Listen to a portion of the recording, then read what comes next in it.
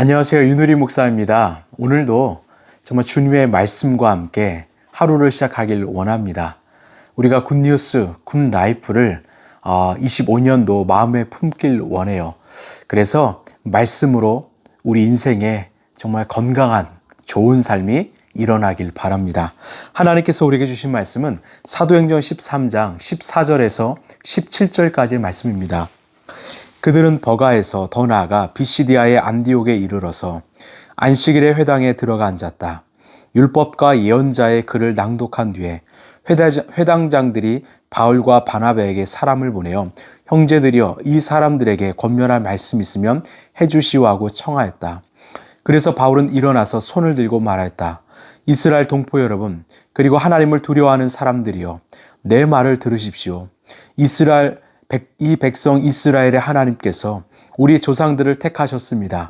이 백성이 이집트 땅에서 나그네 생활을 하는 동안에 이 백성을 높여주시고 권능의 발로 그들을 인도하여 내셨습니다.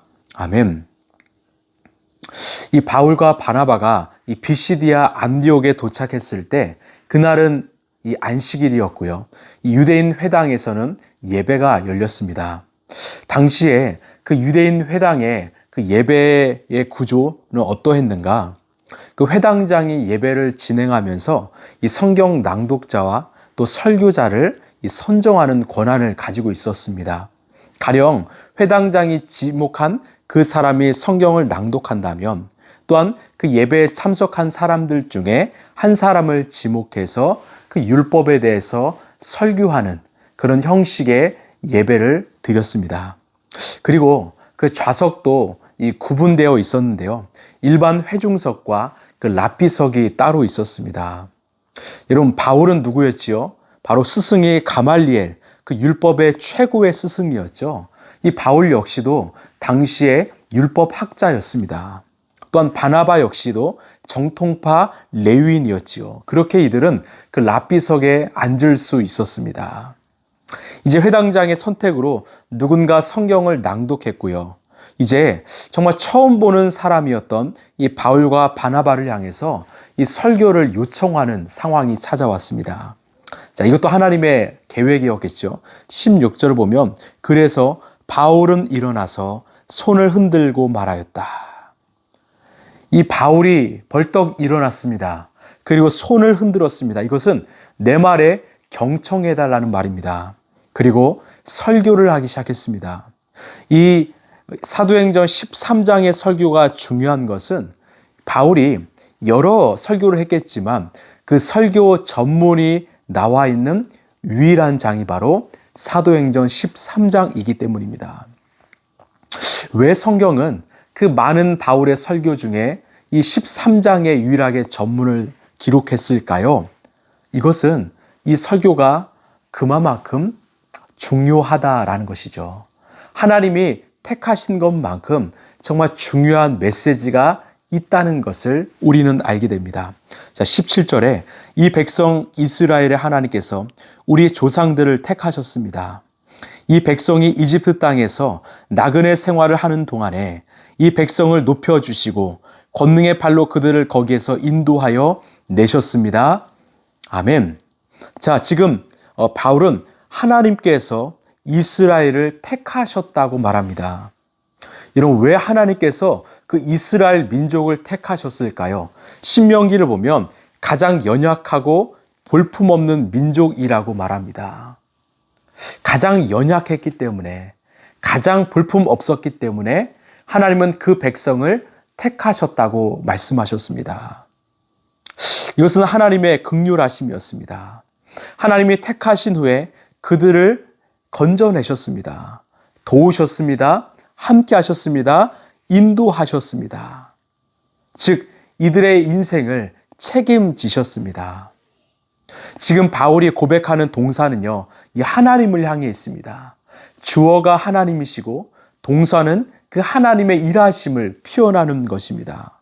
여러분, 왜 하나님께서 이스라엘 백성들을 건져내시고 또 인도하셨을까요? 책임지셨을까요? 이유는 하나이죠. 하나님 당신이 택하셨기 때문입니다.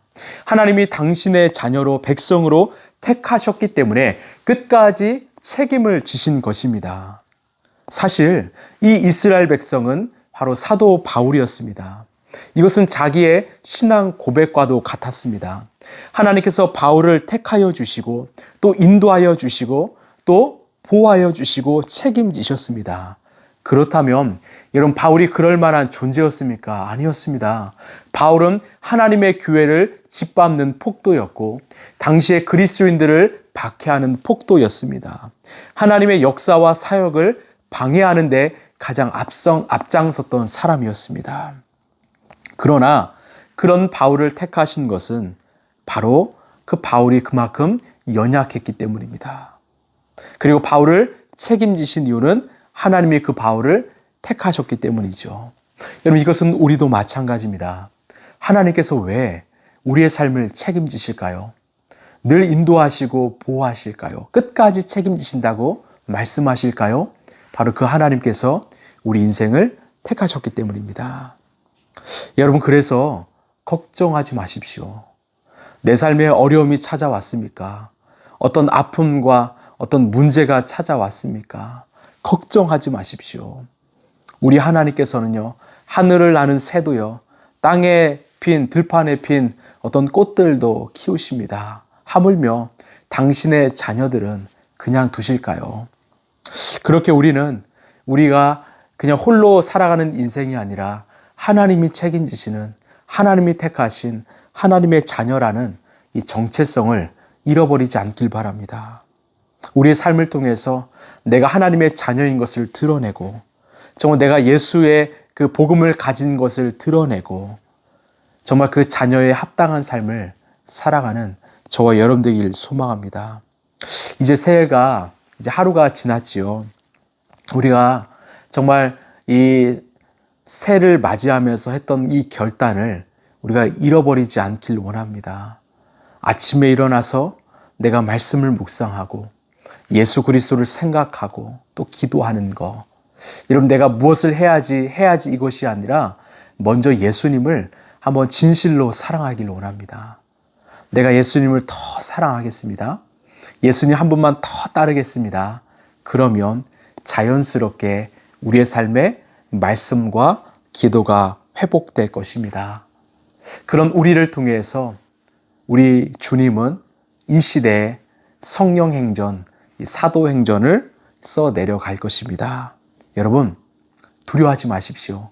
당당하게, 의연하게, 또한 성실하게, 또 감사함으로 정말 이 하나님의 자녀의 그 삶을 잘 살아가는 저와 여러분 되길 간절히 소망합니다. 기도하겠습니다. 하나님, 감사합니다. 주님께서 우리를 책임지신 이유는 바로 주께서 우리를 택하셨기 때문입니다. 우리는 하나님의 자녀입니다. 우리는 백성입니다. 그리스도인입니다. 그렇게 우리 주님이 우리의 인생을 책임지십니다. 그렇게 우리는 걱정하지 않습니다. 두려워하지 않습니다. 그리고 맡겨진 사명, 그 일꾼의 휘페레테스의 사명을 잘 감당하겠습니다. 그런 믿음의 자녀들 되게 하여 주옵소서. 새 술은 새 부대에 담습니다. 우리의 새로운 영성, 새로운 습관을 우리 인생에 담길 원하오니 주여, 우리의 삶 가운데 정말 주님이 원하시는 열매를 맺는 정말 굿뉴스 굿라이프의 한 해가 되게 하여 주시옵소서. 모든 걸 주님께 맡깁니다. 사랑이 많으신 예수님 이름으로 기도하옵나이다. 아멘. 여러분, 주님께서 우리를 책임지시는 이유는 한 가지입니다. 바로 주님이 우리를 택하셨기 때문입니다. 그 주님의 택하심에 살아가는 우리가 정말 이 땅 속에서 하나님의 자녀로, 그리스도인으로 당당하게, 의연하게, 그리고 성실하게, 감사함으로 살아가길 원합니다. 오늘도 예수님과 동행하시길 바랍니다. 감사합니다.